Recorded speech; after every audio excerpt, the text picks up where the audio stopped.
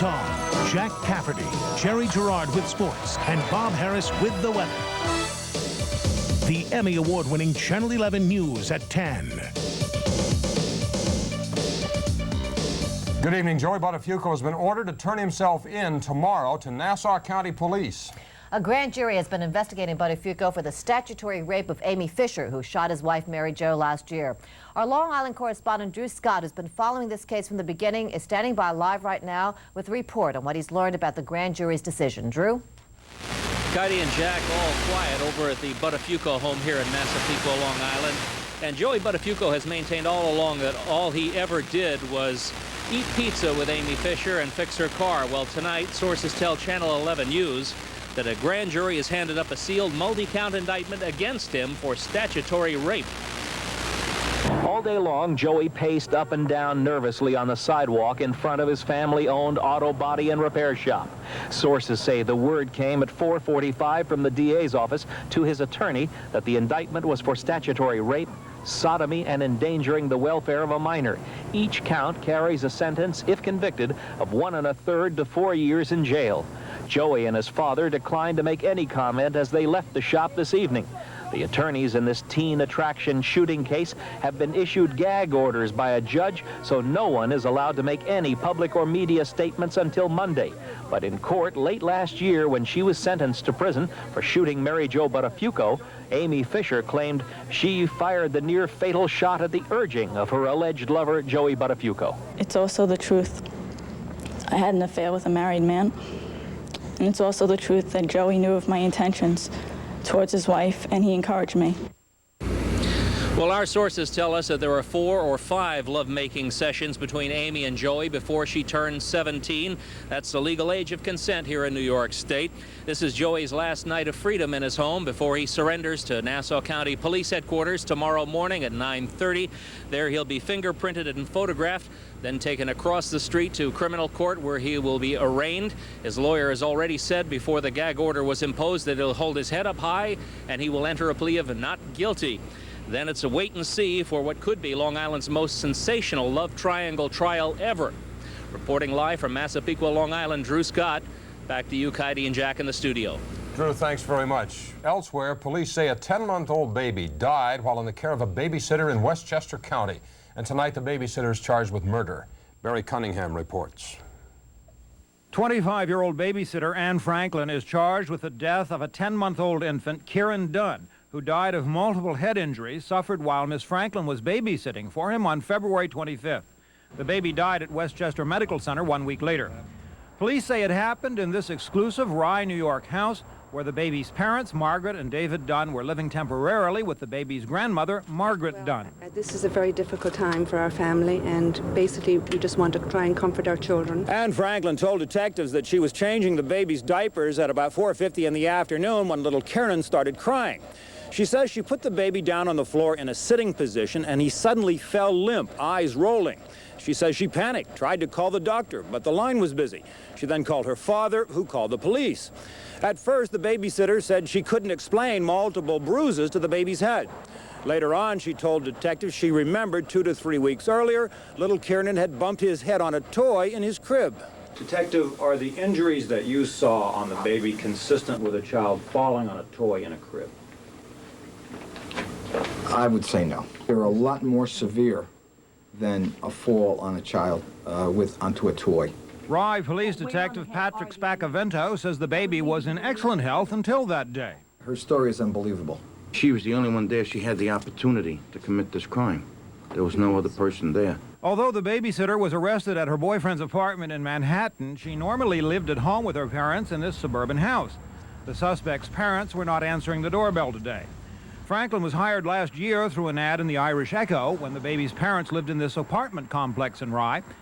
Miss Franklin got excellent references from several Rye parents, including this man. But neighbors in this affluent, family-oriented suburb expressed growing concerns over the hand that rocks the cradle. It's hard to find somebody that you trust, somebody that's responsible, old enough can drive, you know, typical concerns. Detectives say they've ruled out the parents as suspects. The baby's father was traveling in London on business that day. The mother was at her job as an executive at the New York Times. Until today, babysitter Anne Franklin had only a minor arrest record for shoplifting a purse. Today, she's being held on bail of $500,000, facing second-degree murder charges, carrying a maximum term of life in prison. In Rye, New York, Barry Cunningham, Channel 11, News at 10. It was a narrow escape for a 6-year-old girl last night. She was playing near her South Farmingdale home when police say a man approximately 30 years old grabbed her by the shirt and attempted to pull her into a blue sedan. The girl put up a fight, struggled free, and she ran home, shaken but otherwise unharmed. The suspect, police tell us, is a 6-foot-tall white male with brown hair and a mustache. He was wearing a blue sweater and blue jeans. And police are asking anyone who may have seen the suspect in the area to call the following number, 516-573-6854. All calls will be kept confidential. Well, if a 6-month-old baby boy had not been crying, he might not be alive tonight. The child's cries caught the attention of a neighbor who found that little baby boy alone in an apartment in Columbus, Ohio. Police think he may have been there alone for as many as 6 days. He is now in critical condition. The child's mother was put in jail last Tuesday on prostitution charges. Police say she told them the baby's father was taking care of him, but the father was nowhere to be found. 2 days ago, a neighbor found the baby. 911 came out and they tried to help the baby. The police entered first, and I put my finger. It tried to grab my finger. It was so stiff, and it brought tears to my eyes because the baby looked so pitiful. The Franklin County Children's Services now has custody of the baby. Family and friends of the 3 Chin brothers said goodbye today. Their young lives were cut short last week when they drowned in a hotel pool during a sightseeing trip to Massachusetts. Deborah Quintana was at today's funeral services. The heartbreaking cries of loss and sorrow fill the Lower Manhattan funeral home where friends and family solemnly gathered to mourn the deaths of the 3 brothers, 13-year-old Winston Chin and 16-year-old twins George and Vincent. Incense burned, beckoning the boys' spirits. Flowers filled every corner of the small, crowded funeral home. The 3 caskets draped in yellow lay side by side. In Chinese tradition, the boys' favorite foods, oranges, chicken and rice, placed before them. Their mother, so grief-stricken, could not attend, the devastation evident on their sister's face. Their father, Walter Chin, says it's a loss he can hardly bear. Wonderful, wonderful boy, yeah. I love them very, very much. You can tell just how deeply this tragedy has touched so many New Yorkers. Hundreds of people who do not know the Chin family showed up here at the funeral home to pay their respects and offer their sympathy. They were not only from the Chinese community, they crossed all cultures. My sympathy, I feel very sorry. Very sorry what happened. It's a terrible tragedy. Students and teachers from the boys' school consoled one another. Winston Chin was an honor student, and I'm sure academically he was on his way after high school to an Ivy League school, as his 2 brothers were on their way to Harvard. Inside, Mayor David Dinkins offered his condolences. Then, one by one, Walter Chin kissed his 3 youngest sons goodbye. With the family following directly behind, one by one, the caskets were carried out. For each one, the ceremony repeated, reinforcing the tremendous loss of this family. In Lower Manhattan, Deborah Quintana, Channel 11, News at 10. Police made an arrest today in connection with last month's hit-and-run killing of a 47-year-old mother of 4 children. 22-year-old Antoine Daniels has been charged with the March 9th hit-and-run death of Faye Mack. Mack was crossing the street at 111th Road and Springfield Boulevard in Queens when police say she was hit by Daniels' car. Her 2 daughters witnessed the accident. Daniels has been charged with driving an unlicensed vehicle and leaving the scene of an accident. In Los Angeles, day 5 of deliberations in the Rodney King beating trial ground to a halt when one of the jurors came down sick. Linda Joyce is standing by live right now in downtown Los Angeles with what happened today. Linda? I can tell you after 25.5 hours of jury deliberations, the city of Los Angeles and the world will have to wait at least one more day for any verdicts in the Rodney King civil rights trial. Jury deliberations ended ahead of schedule Wednesday because a juror was sick and wanted to see a doctor. If that juror is better Thursday morning, then deliberations are scheduled to continue. If not, then an alternate may or may not be considered. Now that the jury has already started deliberating, the rules actually say that they would first go with an 11-person jury unless all the parties stipulate to bring in one of the alternates. Then they could bring it back up to a 12-person jury.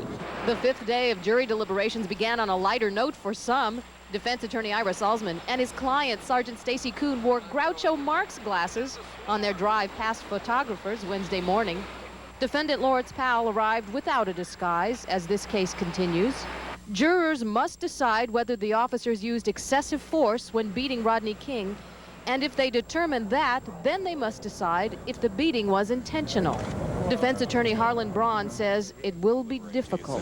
Oh, I think this is probably, historically, one of the most difficult juries to be on in the history of the jury system. The 8-man, 4-woman jury could decide guilty, not guilty, or that they cannot agree. If the juries cannot agree unanimously with all 12 jurors agreeing on the same decision, then it means we have a hung jury, and the judge will go out and tell them to continue deliberating until they reach a unanimous verdict. He will tell them that if they cannot reach a unanimous verdict, to come back into the courtroom, and then the judge will declare a hung jury, which means that the federal government can try these officers all over again.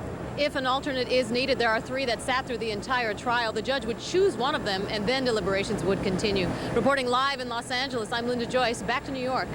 Linda, thanks very much. Channel 11 has exclusive new information tonight on the deaths of an Indian prince and princess in their Park Avenue apartment. Marvin Scott has the latest on the police investigation. Police are looking for 2 men who entered this building Friday night, shortly after the Prince and Princess Kettker were last seen alive. The 2 men, one described as Italian, the other German, were shabbily dressed and carrying heavy paper shopping bags. The doorman called up to apartment 4B, and Prince Kettker authorized their entry. However, the doorman never logged their entrance to the building, nor did he log their departure. The doorman, we have learned, has since been suspended. Also, the Kettkers apparently were having serious financial problems. They're one of few families who do not own the apartment in this condominium.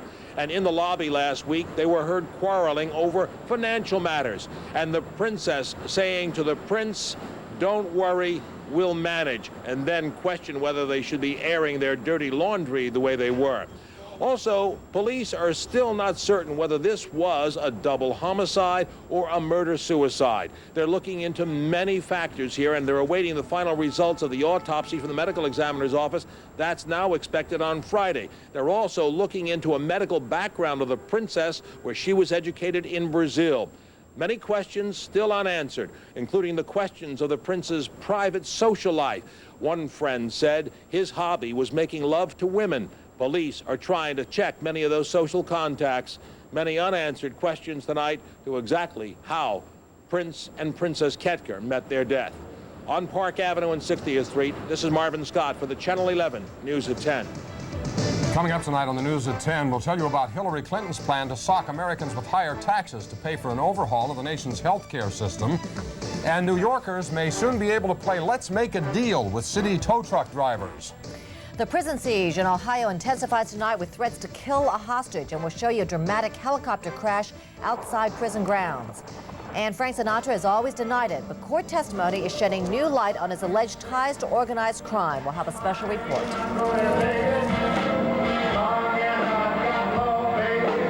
Water. Officials are restoring the service slowly in case the pressure causes the pipe to rupture again. They're also warning residents to boil water for at least 5 minutes before drinking it. There's an emergency telephone number you can call if you need help.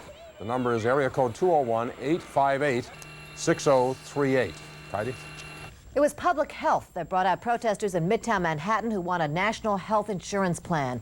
Demonstrators targeted the headquarters of Pfizer Pharmaceuticals and earlier at the New York offices of the Health Insurance Association of America. Councilman Tom Duane, who is HIV positive, joined protesters who say special interests are blocking the way for a single-payer insurance plan for the country. And while protesters in New York made noise about health care, First Lady Hillary Clinton may have set off some political dynamite. The White House is confirming that a federal sales tax is being considered to foot the bill for a basic health care package that could include elective abortions. Wolf Blitzer has more. As First Lady Hillary Rodham Clinton met with healthcare experts, the White House confirmed that Mrs. Clinton's task force is considering a national sales tax to pay for healthcare reform. The administration is no longer ruling out a so-called value-added tax, or VAT, to pay for part of the estimated $50 to $100 billion price tag. Are the working groups, have they examined the possibility of a VAT? Yes, they have. They have examined the possibility of a VAT. Has this been presented to the president? Has he made a decision? No, he has not. Just 2 months ago, while visiting Chillicothe, Ohio, the president ruled out such a tax. After discussing its pros and cons at a town meeting, he said it would be something to take a look at in about 10 years, but not now. But it is not something that is now under consideration. If we start considering, I'll tell you, I didn't mean to float a travel balloon or anything today. I was just discussing the tax in response to the question. Until now, the White House had stuck to that line, concerned about the president's abandonment of his campaign pledge to cut middle-class taxes. Even talk of a national sales tax, they feared, could undermine Mr. Clinton's proposed energy and Social Security tax increases. But now, the White House has changed its tune. Republicans and economists were quick to react. If you add a value-added tax onto a system that already has an income tax, it's like adding a whole new administrative layer onto the existing tax system. Value-added tax sounds like a great idea. We've never had serious hearings on it. It may be a way to finance health care, but I don't think it's a very good option. On a value-added tax, one White House official says it would be irresponsible for the task force not to consider it. This official points out that a national sales tax could raise a lot more money more quickly and more efficiently than so-called sin taxes on tobacco and alcohol. Wolf Blitzer, the White House. One of New York City's most influential labor leaders, Barry Feinstein, has been kicked out of the Teamsters Union. It's all part of a deal with federal officials that'll spare him prosecution for embezzlement. However, it seems Feinstein will not go into retirement empty-handed. New York Newsday reports he's eligible to get his union pension, valued at about $1 million. In addition, Feinstein is reportedly eligible to collect pensions from 3 other union plans. The amount of those is unknown. And today, Feinstein also closed a deal to act as consultant to a union of 3,000 city doctors. Well, it's one of the worst nightmares for city drivers, arriving at your car just as it's about to be towed. The current law says that once you're hooked, you're out of there. But that could change when the City Council looks at a measure that may let drivers off the hook. Stephanie Shelton is at the West Side Tow Pound with details for us right now. Stephanie? Well, Kaity, I think I can speak for just about everybody when I say this is not my favorite place. Anyone who's ever been here never forgets it. And so now the traffic department wants to save you all this. Oh, yes, it really does.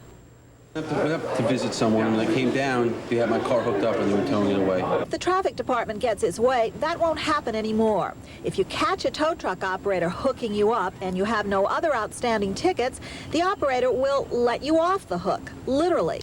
For a $75 ticket, plus, of course, your original parking ticket, currently $55 in Manhattan.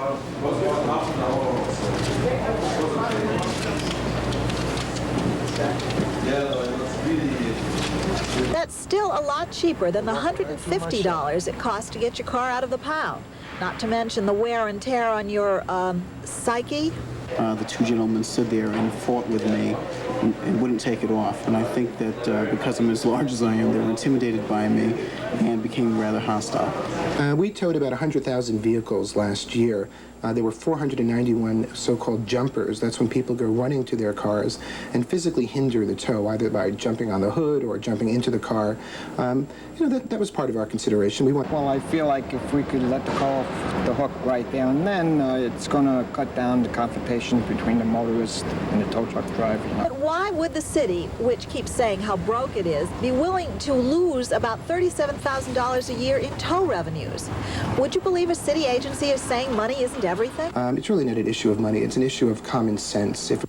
Now, before this plan can actually go into effect, the City Council has to okay it. That is expected to happen tomorrow. Then the state legislature has to sign off on it. Up till now, there were always fears that motorists would try to bribe the tow truck operators. Well, they're going to get just a ticket. They'll pay it later. There's no money like you have to cough up here to get your car back, and no heartburn.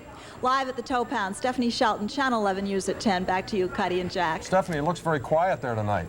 Well, it's quiet right now. There were a crowd of people here a little while ago. People just come and go, you know, all night long. I hope I can go. It's kind of like Atlantic City. It runs 24 hours a day. Thanks, Stephanie.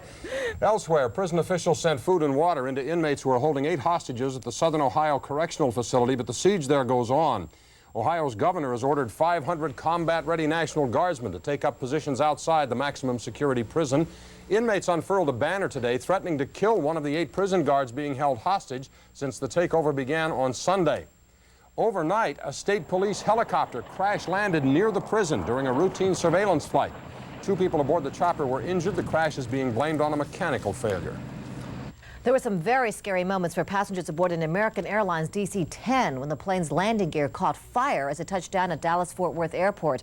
31 people were injured when the more than 200 passengers and crew were forced to make an emergency evacuation. 5 people had to be sent to the hospital, including a 79-year-old woman who broke her neck sliding down an inflatable chute. Authorities don't know what caused that fire. The plane originated in Honolulu. Jerry's here with an early peek at the sports. Got the Knicks tonight. Yes, they went down to Charlotte at the Hornets' Nest, and I mean, they were buzzing tonight. Heck of a game. Wasn't decided until the final minutes. We'll have all the great highlights from that. This afternoon at Yankee Stadium, the Yankees try to make it 2 in a row over Kansas City. We'll have highlights of that, plus so much more hockey, late scores, you name it. We'll get it. All right, I know you will. Thank you, Jerry. Lots more ahead on the news at 10, including word of a Jackson family reunion and stiff new smoking penalties in New York State. Plus, fierce new violence erupting tonight in South Africa as protesters continue to mourn the assassination of a prominent black leader. And violence against livery cab drivers intensifies here in the city. There is a brand new murder overnight last night. Drivers are frightened. We'll have a full report.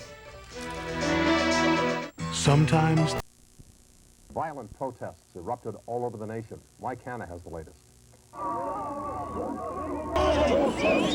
They took to the streets in memory of Chris Hani. Hundreds of thousands of South Africans staying away from work in a massive show of opposition to the state. The best memorial to Chris is for us to be disciplined, peaceful, and committed to negotiation as he was.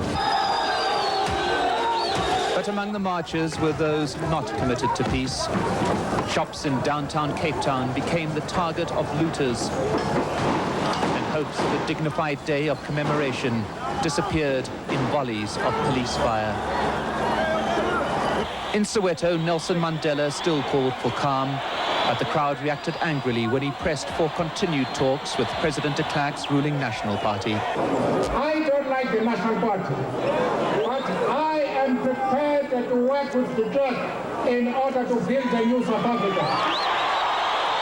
And in the townships, the flames of black anger burned brightly. At risk now is the very thing that in life Chris Hani stood for, the peaceful achievement of a democratic majority-rule government in which all the country's people are represented. In Soweto, more loss of life as security forces opened fire on a crowd outside a police station. Black anger is now all but uncontrollable. When we are peaceful and they shoot at us, we will certainly plan to hit them wherever we find them. That is true. As the nation counts the cost after a day of violence, ANC leaders insist negotiations with the state must continue. The government, too, says it remains committed to a negotiated settlement. But in the current climate of conflict, the memorial for Chris Hani threatens to mark the death of the process of peaceful change. Mike Hanna in Johannesburg. The assassination of Chris Hani had some repercussions here in New York City as well. Anti-apartheid groups sponsored a small demonstration and rally outside the South African consulate in Manhattan. The groups are calling for an end to white rule in that country. Kaity? It was only yesterday the police brass announced a new plan to combat a string of livery cab murders. But that news didn't help. A 34-year-old driver from Brooklyn shot in the back just hours after that announcement. Rosemary Gomez has this story.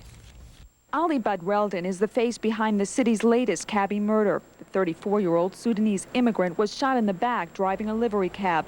Friends say he worked 12 hours a day to help his family back home. He told me that he's going to leave this job soon, but unfortunately,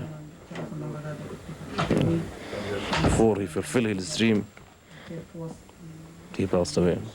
The Brooklyn cabbie was killed just hours after this announcement by the police commissioner. The word will soon be out that taxi drivers are no longer fair game of violent felons. Announcing the formation of a citywide task force aimed at hunting down robbers who hit on cabbies. It followed a weekend in which 3 cabbies were killed over a 26-hour period. Although names and faces become blurred in all the bloodshed, the chairman of the Taxi and Limousine Commission says the timing of this death shows how dangerous being a cabbie can be. Cab drivers are seen as almost as sitting ducks. Over the last 3 years, we've had a dramatic increase in the number of homicides that have taken part during cab robberies. Word of Ali's death hit drivers hard at the car service where he worked. According to its owner, 2 out of every 3 of his cabbies has been robbed at one time or another. I must get killed before, and fight between Warren and Wyckoff. Drivers quickly learn firsthand about the risks and know the deadliest locations in the city by heart. So why take the job? The owner of the Black Pearl car service says many immigrants have no other way of making a living. A lot of the robberies that take place are not reported for whatever reason. The driver's fearful or whatever. That's the war. Shoot me, I shoot you. Some drivers doubt police can make a dent and say their only alternative is to arm themselves. They say at least then they may have a fighting chance. In Bedford-Stuyvesant, I'm Rosemary Gomez for the Channel 11 News at 10. Governor Cuomo has introduced a bill to further toughen New York's smoking laws. Cuomo wants to ban smoking on school property and in many restaurants, and he wants to ban tobacco advertising altogether on billboards. The Federal Environmental Protection Agency recently listed secondhand cigarette smoke as a Class A carcinogen, putting it in the same class as asbestos and arsenic. Cuomo says secondhand smoke is a public health menace. No complaints at all about today's weather. No, it was beautiful. But I hope you enjoyed it because I think it's over. Yes, right, Bob? this was a short party. That was it. Yeah. Well, we managed to put actually 4 good days in a row together, starting back on Sunday, but we're running out of room now, folks. Look at the latest radar presentation. Those are April showers making a move right into the tri-state area. How long are they going to be around? Will they affect the weekend weather picture? I got the answers straight ahead. Jack, Kaity? All right, thank you, Bob. Straight ahead on the news at 10, a brand new study's out on the possible danger of contracting AIDS from your doctor or dentist. A number of people in Garfield, New Jersey are caught in a nightmare of red tape. They've almost been thrown out in the streets because no one wants to clean up a gas leak near their building. We'll have their story. And new questions arising. With chocolate milk. Oh, it's the thought that counts, Doris. Here's to my brilliant idea to convert my company's health plan to a managed care program at Blue Cross and Blue Shield of New Jersey. Here's to preventive care, to an unmatched network of doctors, to the end of paperwork and big co-payments. Here's to lower costs so I don't have to pay through the nose. That would be big money, Lou. What? Blue Cross and Blue Shield of New Jersey. We accept the challenge. The all-new 1993 Lincoln Mark 8. Sinatra's name appearing on a government wiretap. On that tape, an alleged organized crime figure is overheard asking someone to contact Sinatra and see if he can get work for singer Al Martino in Las Vegas. Today, Glenn Thompson took a look at rumors that have dogged Sinatra for years, that he has ties to the mob. It's not the first time Sinatra's name has come up in court and probably won't be the last. The latest evidence, a government audio tape played in court yesterday. In that conversation, Lorenzo Menino, a reputed mob boss, asked alleged mobster Joseph Gambino to talk to Frank Sinatra about getting work for Al Martino, the singer-turned-actor who played a character believed to be based on Sinatra in the movie The Godfather. Lorenzo Menino was telling Joe Gambino, hey, Joe, listen, maybe you can get the old man to ask Frank to get Al Martino a job in Las Vegas. He's down on his luck right now. And before the conversation progressed too much further, Lorenzo realized that Frank Sinatra really didn't like Al Martino from the days of The Godfather filming, and so he basically said, you know, cancel that request because he's not going to help out. Daily News Gangland columnist Jerry Capici has authored several books on the mob. He says Sinatra's connection is well documented, including this now famous photograph of Sinatra with the late Godfather Carlo Gambino and Jimmy the Weasel Fratiano, who wrote a book about Sinatra's mob ties. It's been pretty well established that Frank Sinatra has some connection to organized crime figures. He's played at many concerts that they've attended. He had several important gigs at the Westchester Premier Theater when Carlo Gambino's money was supposedly in jeopardy, and he was called in to do a concert that made a lot of money for the mob. Despite Sinatra's own repeated denials of any mob involvement, but I never had anything to do with him business-wise, really socially. No connection really whatsoever. Capici says the latest government tape is just one more piece of evidence linking old Blue Eyes with the seedy life of the mob underworld. I'm Glenn Thompson, Channel 11, News at 10. If you've ever strained your wrist or your arm from working day after day on a computer or typewriter, you are part of a growing number of people suffering from RSI, or repetitive strain injury. In fact, this kind of injury is now the fastest growing work-related ailment in the country. These injuries caused by repeating a specific action over and over account for more than half the illnesses reported now to the government. RSI usually affects hands, wrists, arms, and elbows and can do crippling damage. A new study released today suggests that the risk of contracting the HIV virus from infected healthcare workers is virtually non-existent. This study, published in the Journal of the American Medical Association, found that more than 2,500 patients treated by 2 AIDS-infected surgeons and an infected dentist did not contract the virus. Critics of the study say that although these findings are certainly reassuring, researchers should have studied people whose cause of infection cannot be traced. Coming up on the News at 10, the deadline for filing your tax returns only hours away now. If you're waiting until the last minute this year to file, well, you're not alone. Millions of others are as well. And Roseanne Arnold drops a bombshell on The Tonight Show. We'll tell you what she said. Coming up. Oh, yeah. Jeep days are here. That's right, the incredible opportunity to save on the Jeep vehicle you've been waiting for. Today, the Dow Jones Industrial Average gained more than 11.5 points. Gaining stocks led decliners about 5 to 4. Analysts say stocks are reacting to falling interest rates and a broad array of positive corporate earnings reports. The deadline for filing your federal income tax return is tomorrow night at midnight. If you still haven't done so, you are not alone. The IRS says it's received about 5 million fewer returns this year than it had at the same time last year. A possible reason is smaller refunds. Last year, the Bush administration ordered the IRS to withhold less money from weekly paychecks. Still, the average American can expect a $970 federal refund. And if you just can't get it all done by midnight tomorrow night, there's always that automatic 4-month extension. Families in Garfield, New Jersey, who were forced out of their homes because of gasoline fumes, well, they are fed up. They've been holed up in a hotel now for several weeks as a tug-of-war goes on over who is going to foot the bill to fix the problem. New Jersey correspondent Veronica Mitchell has the story. How long have you been here? On the hotel? 4 weeks. 4 weeks already. And I want to get out of here. These are not the best of times for this young mother of 5, nor for the woman who shares this cramped hotel room with 4 young children. City officials relocated the 2 families and 30 other tenants to this Elmwood Park hotel after finding the basement of their Garfield apartment building filled with water and gasoline. But that was 4 weeks ago, and the displaced residents want to go home. How hard has it been for you here with your kids? Well, imagine with 5 children in 1 bedroom, you know, they started fighting. They want to eat. They want to go outside. They can't because, you know, and they drive me crazy here. The tenants cannot return to their building until authorities determine where the gas is coming from. In the meantime, the city and the building landlord are fighting over who should pay the cost of housing the families, and the tenants fear they may wind up on the street, even though the city says that will not happen. None of the hotel's rooms have stoves, forcing many tenants to buy food every day to feed their families. Channel 11 News did contact the Department of Environmental Protection and Energy.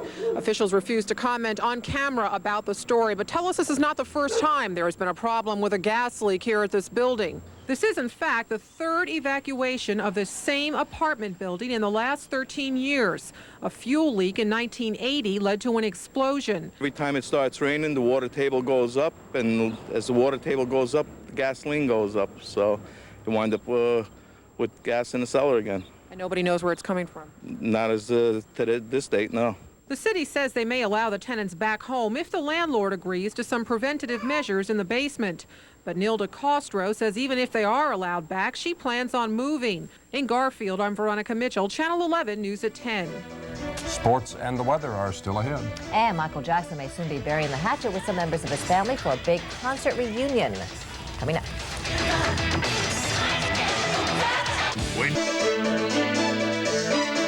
This portion of the news brought to you by Colonial Williamsburg, where 18th century America lives.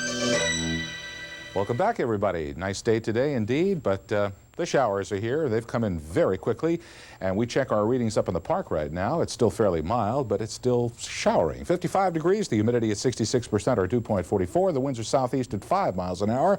The barometer unsteady at 30.06. It's rising and then it falls, and we do have some light showers in the area. Well, today we did manage to get up to a very, very comfortable 65 degrees in the city, and 43 was the low this morning. We've had a little more than a trace now, probably about 5/100ths of an inch of rain. It's kind of hard to tabulate that up to the second, but nonetheless, it's beginning to add up. And let's see what's going to be adding up for the next couple of days around here. There's a Boilermaker cooking out in the Midwest. Boy, let me tell you, this guy is really wrapped up now. We've got a very strong weather disturbance out here. Powerful showers and thunderstorms down in the deep south. Lines of showers across the upper Midwest. And all of that precipitation making a move to the east. Our latest radar presentation indicating that the very heavy showers and thunderstorms are mostly down in the Southlands. They have tornado watches out across Louisiana and parts of Mississippi and Arkansas. You can see all of that making a move in our direction.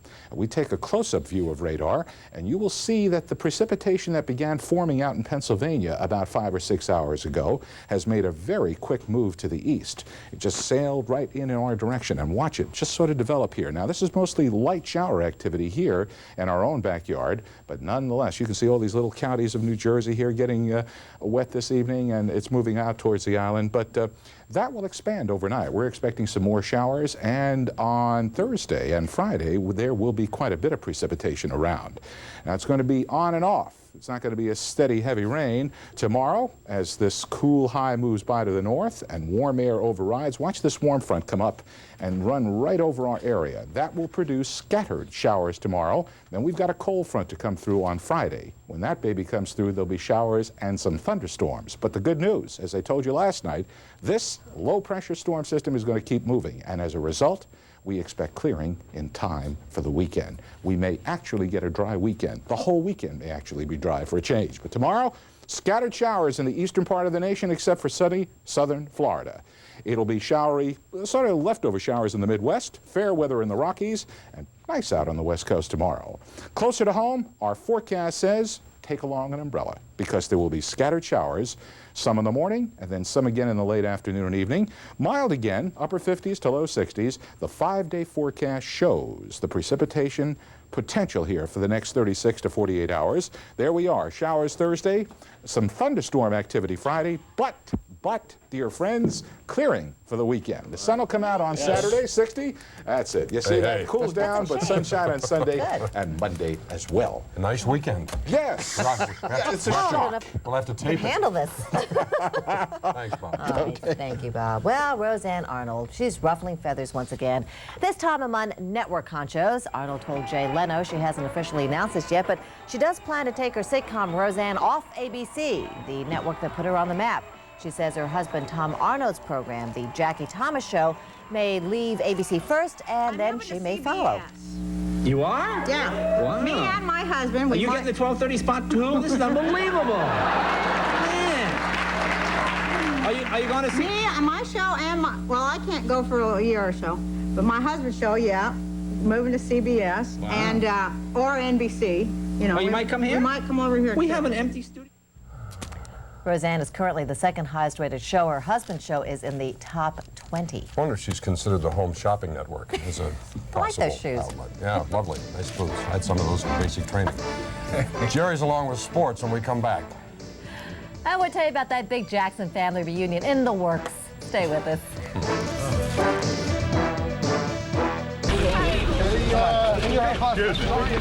Hey. I want somebody around.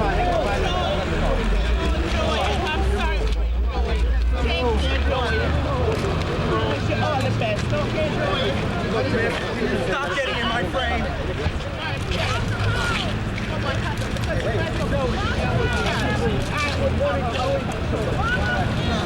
But Buttafuoco's not saying anything, nor are their attorneys Marvin Kornberg and Michael Rittenau. If you remember, the judges imposed a gag order. Most interesting that the gag order has been imposed at this point in the trial that has been so very public. What's up left to until say this at this point? Yeah, exactly. Maybe the judge was sorry, if actually tired of hearing the same old thing. Anyway, that's the reason that the attorneys decided not to say anything on the way in, and why the Buttafuocos have not commented themselves. Eric Nyberg saying earlier